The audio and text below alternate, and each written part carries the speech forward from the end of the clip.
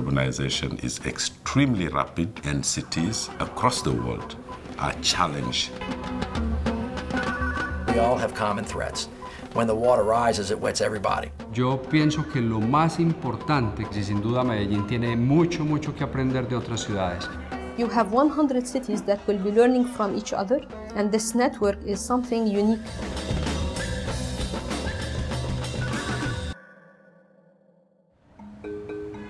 The first 33 cities were named. Since then, we've been working with points of contact in each city to begin to implement the 100 Resilient Cities program. We live in a physically vulnerable place.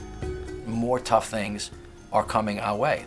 We're not the only ones that are vulnerable, and it seems that cities across the world are.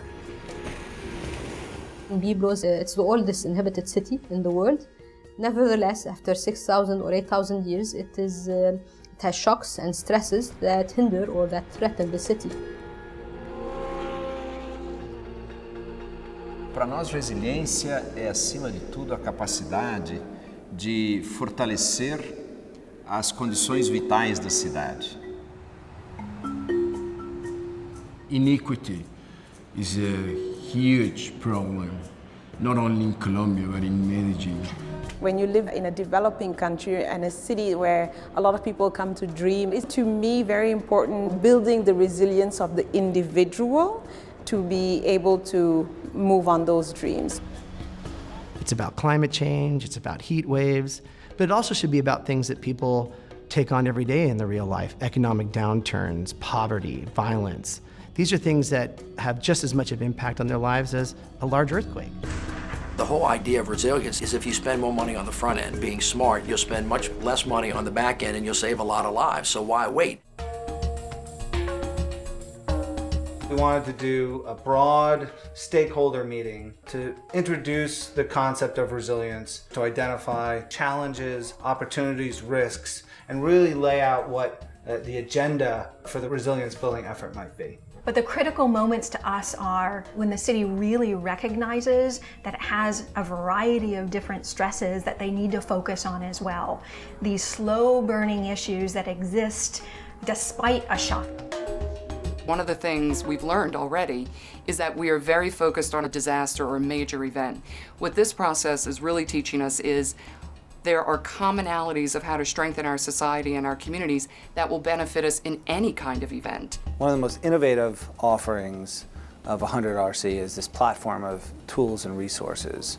These are funding opportunities, best practices, technology, technical assistance, both from the public and private sector, that cities will be able to tap into more efficiently, and that will serve as a distribution mechanism. We're in the midst of developing a new urban resilience initiative, and the definition actually parallels very closely what the 100 Resilient Cities initiative is trying to do. It's critical for us that these issues get on the agenda. That's where the partnerships come in. That's where a group like 100 Resilient Cities comes in. They are there on the ground, generating the ideas, generating the information, and ultimately generating the investment projects. That can change the dialogue. It can change the number of cities who are focused on these issues.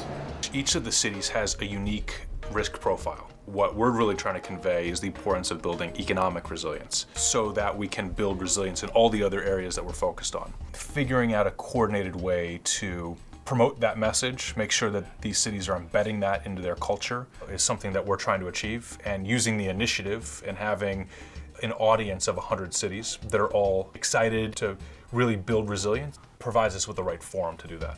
If we're going to improve the resilience of cities, we need to be able to know where we're going, and we need to be able to measure resilience. When we started to develop the City Resilience Framework, which is a holistic understanding of what city resilience really means, we hadn't identified an end user. The fact that the Rockefeller Foundation announced the 100 Resilient Cities program, there is suddenly potentially 100 cities for who this framework is directly useful. What will come afterwards is that almost every philanthropic organisation, a whole range of institutional investors will say, we want resilient cities. I would say this is an historic occasion. All of the issues, from equity to urban planning and design to safety or law, innovative financing, will be more successful and long-lasting if done through the lens of building urban resilience.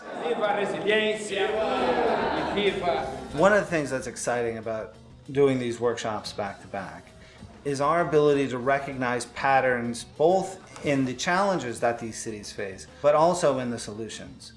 And that's really going to be the promise, being able to distribute common solutions to many of our cities and doing it more efficiently and at scale.